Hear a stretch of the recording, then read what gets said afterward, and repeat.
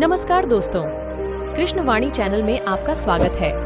आज की कहानी राम भगवान से जुड़े हुए बातें जो अपने पिता का बात मानते हुए अपना जीवन वन में जीने के लिए चला गया। अगर यह अपने जीवन में अपना ले तो कभी भी आदमी को दुखी नहीं होना पड़ेगा। चलिए इस कहानी के माध्यम से जानते हैं भगवान विष्णु के अवतार श्री राम का नाम कौन नहीं जानता है। रामायण महाकाव्य के रचयिता महर्षि वाल्मीकि ने अपने ग्रंथ में लिखा है कि भगवान श्री राम में वैदिक सनातन धर्म की आत्मा कहे जाने वाले सभी गुण विद्यमान हैं। भगवान राम को पुरुषों में सबसे उत्तम पुरुष अर्थात मर्यादा पुरुषोत्तम भी कहा जाता है। आइए जानते हैं भगवान राम से जुड़े कुछ रोचक तथ्यों के बारे में। त्रेता युग में जन्मे भगवान श्री राम अयोध्या के महाराज दशरथ के सबसे बड़े पुत्र थे। लक्ष्मण, भरत, शत्रुघ्न राम के भाई थे। भगवान राम की मां कौशल्या थी और शेष सुमित्रा और कैकेयी के पुत्र थे। भगवान राम का विवाह मिथिला नरेश राजा जनक की पुत्री सीता के साथ हुआ था। लक्ष्मण की पत्नी उर्मिला, शत्रुघ्न की पत्नी श्रुतकीर्ति और भरत की पत्नी मांडवी थी। विवाह के पश्चात भगवान राम को राजा दशरथ ने रानी कैकेयी के कहने पर 14 वर्ष के लिए वनवास पर भेज दिया था, क्योंकि एक वचन के अनुसार कैकेयी राजा दशरथ से कुछ भी मांग सकती थी।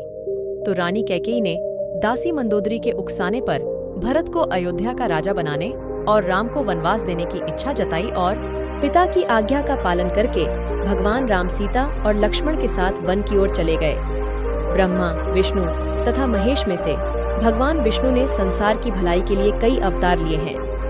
भगवान विष्णु द्वारा कुल 10 अवतार लिए गए, जिसमें से भगवान राम 7वें अवतार माने जाते हैं और यह अवतार भगवान विष्णु के सभी अवतारों में से सबसे ज्यादा पूज्यनीय माना जाता है। भगवान श्री राम के बारे में महर्षि वाल्मीकि द्वारा अनेक कथाएं लिखी गई हैं। वाल्मीकि के अलावा प्रसिद्ध महाकवि तुलसीदास ने भी श्री राम के महत्व को लोगों को समझाया है। भगवान राम ने कई ऐसे महान कार्य किए हैं जिसने हिंदू धर्म को एक गौरवमयी इतिहास प्रदान किया है। भगवान विष्णु ने राम बनकर असुरों का संहार करने के लिए पृथ्वी पर जन्म लिया। भगवान श्री राम ने मातृपितृ भक्ति के चलते अपने पिता राजा दशरथ के एक आदेश पर 14 वर्ष तक वनवास काटा। नैतिकता, वीरता, कर्तव्यपरायणता के जो उदाहरण भगवान राम ने प्रस्तुत किए, वह बाद में मानव जीवन के लिए मार्गदर्शक बन गए। भगवान राम अपनी प्रजा को हर तरह से सुखी रखना चाहते थे। उनकी धारणा थी कि जिस राजा के शासन में प्रजा दुखी रहती है, वह राजा नरक भोगी होता है। महाकवि तुलसीदास जी ने रामचरितमानस में राम राज्य की विशद चर्चा की है। माना जाता है कि अयोध्या में 11,000 वर्षों तक भगवान राम का दिव्य शासन रहा। वनवास के दौरान भगवान श्री राम ने देश के सभी आदिवासियों और दलितों को संगठित करने का कार्य किया और उनको जीवन जीने की शिक्षा दी। उन्होंने देश के सभी संतों और उनके आश्रमों को राक्षसों, दैत्यों के आतंक से बचाया था। अपने 14 वर्ष के वनवास के दौरान भगवान राम ने भारत की सभी जातियों और संप्रदायों को एक सूत्र में बांधने का कार्य किया। चित्रकूट में रहकर भी उन्होंने धर्म और कर्म की शिक्षा दीक्षा ली। भगवान राम ने भारत भर में भ्रमण कर भारतीय आदिवासी, जनजाति, पहाड़ी और समुद्री लोगों के बीच सत्य, प्रेम, मर्यादा और सेवा का संदेश फैलाया। और यही कारण था कि राम का जब रावण से युद्ध हुआ तो सभी तरह की अनार्य जातियों ने राम का साथ दिया। भगवान श्री राम कहते हैं कि पृथ्वी लोक एक ऐसा लोक है जहाँ जो भी आता है उसे एक दिन वापस लौटना ही होता है। ठीक इसी तरह श्री राम भी अपना मानवीय रूप त्याग कर अपने वास्तविक स्वरूप विष्णु का रूप धारण कर बैकुंठ धाम की ओर चले गए। वनवास के समय भगवान राम 27 साल के थे। 2. लव और कुश राम तथा सीता के 2 जुड़वां बेटे थे। 3. राम रावण युद्ध के समय इंद्र देवता ने भगवान श्री राम के लिए दिव्य रथ भेजा था। 4. भगवान श्री राम ने पृथ्वी पर 10,000 से अधिक वर्षों तक राज किया। 5.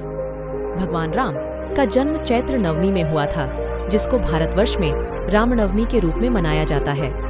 6. भगवान राम ने रावण को मारने के बाद रावण के ही छोटे भाई विभीषण को लंका का राजा बना दिया था। 7.